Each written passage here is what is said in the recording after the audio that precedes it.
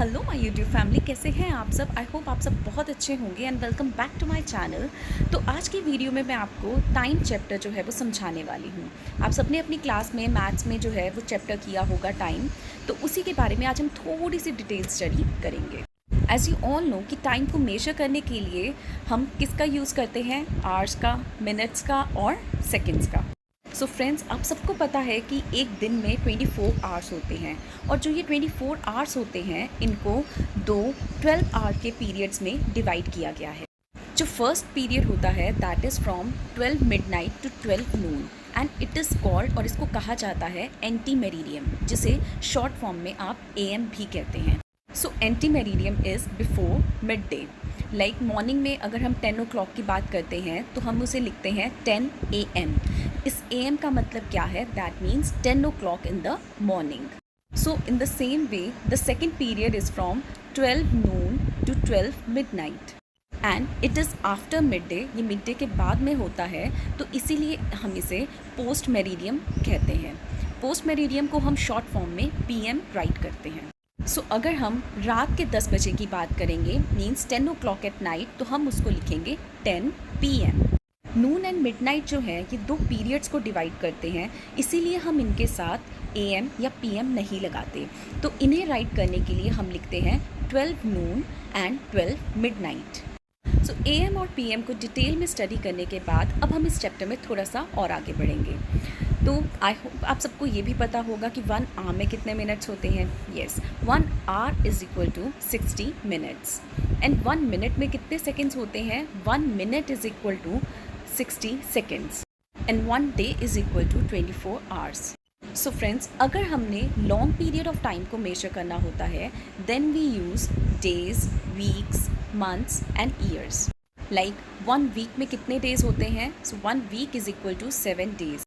1 month is equal to 30 days. 1 year is equal to 365 days. And if we will talk about months, अगर हम months की बात करें then 1 year is equal to 12 months. And there are 52 weeks in a year. As we all know, the earth takes about 365 days and 6 hours to go around the sun. But we keep only 365 days in a common year. लेकिन हम एक common year में 365 days ही count करते हैं। And the time which is left out is added every 4th year. जिसका मतलब है कि जो हमारी अर्थ है वो सन का एक चक्कर लगाने के लिए 365 डेज़ और 6 आवर्स का टाइम लेती है, लेकिन हम एक कॉमन ईयर में 365 डेज़ को काउंट करते हैं। तो वो जो 6 आवर्स जो हमने टाइम पीरियड नहीं लिया है, इसको आफ्टर एवरी 4 ईयर्स, उसको 4 ईयर्स के बाद क्या किया जाता है, कैलकुलेट किया जाता है और उसको एक एक्स्ट्रा डे की तरह फरवरी में जो है वो लिया जाता है। सो जनरली फरवरी में 28 डेज़ होते हैं, लेकिन उस एक्स्ट्रा डे को जब उस 4th ईयर में ऐड किया जाता है तो उसकी वजह से उस ईयर में 366 डेज़ हो जाते हैं। That's why that particular year is called a leap year. So February, which has 28 days in common years, has 29 days in a leap year. अब हम इस वीडियो के अंदर आगे सीखेंगे कि टाइम कैसे देखा जाता है। जैसे कि आप देख रहे हैं कि इस क्लॉक के अंदर आवर हैंड 2 के ऊपर है और मिनट हैंड 12 के ऊपर है, तो इस वक्त जो टाइम हुआ है वो है 2 o'clock, जिसे हम इन दोनों तरीक़ों से लिख सकते हैं।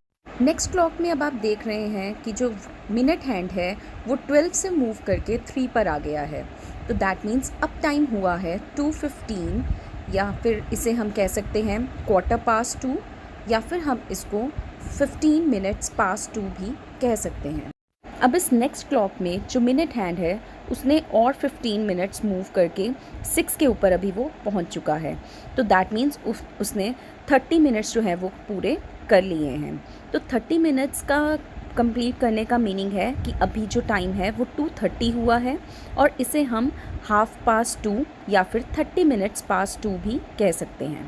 अगेन नेक्स्ट क्वार्टर कंप्लीट करके अब जो मिनट हैंड है वो 9 पे पहुंच गया है, और इसीलिए जो अब टाइम है वो है 2:45, और इसे हम 2:45 या फिर 15 minutes to 3 भी कहते हैं।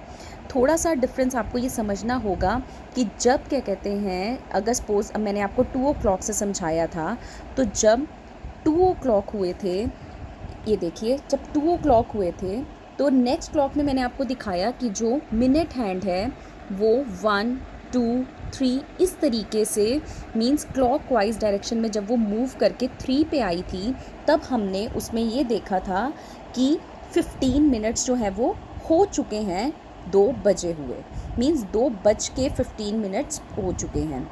दैट मीन्स 2 o'clock बज चुके हैं लेकिन 15 मिनट्स उससे और ऊपर हो चुके हैं। लेकिन अब इसके अंदर क्या है, इसके अंदर हम देख रहे हैं कि 2:45 लिखा है। 2:45 यहाँ इसलिए लिखा हुआ है क्योंकि 2:45 का टाइम है, 9 के जो है 9 के ऊपर हमारी मिनट हैंड पहुंच चुकी है। तो जब 9 के ऊपर हमारी मिनट हैंड होती है तो उसमें हम जब भी अपना टाइम लिखेंगे तो हम ये नेक्स्ट वाले टाइम को बताएंगे कि अब 15 मिनट इतने बजने में रह गए हैं।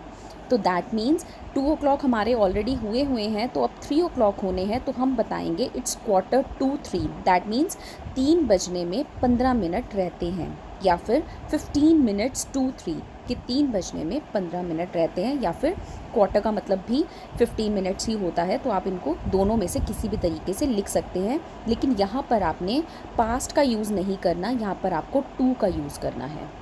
तो अगेन नेक्स्ट क्वार्टर कंप्लीट करने के बाद अब जो हमारा मिनट हैंड है वो 12 के ऊपर आ गया है। तो that means now the time is 3 o'clock, और इसे भी आप इन दोनों तरीके से लिख सकते हैं।